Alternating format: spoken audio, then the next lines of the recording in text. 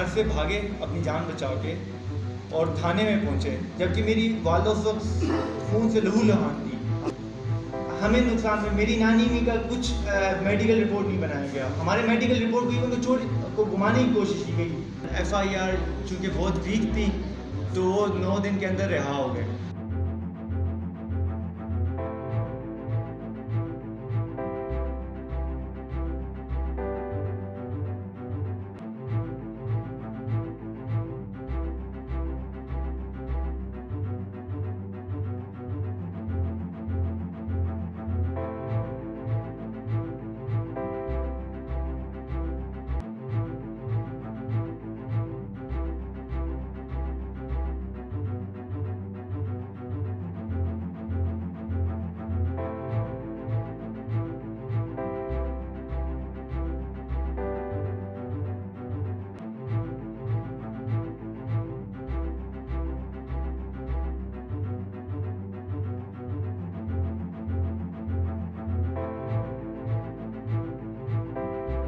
इस वाक़ये में जो फुटेज आपने देखी है, जो मुझे हेलमेट और हथौड़े से उसका निशाना लगाया है, मैं इसके बाद पुलिस ने हमारे साथ कोई कोऑपरेट नहीं किया।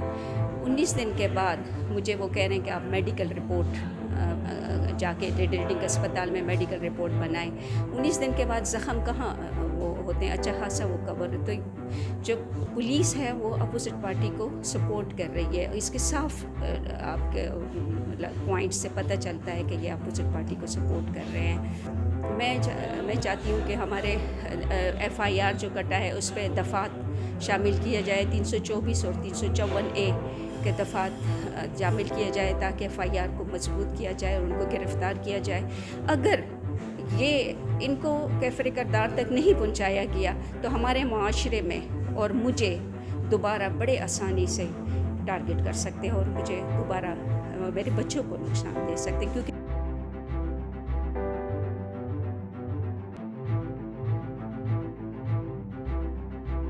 जो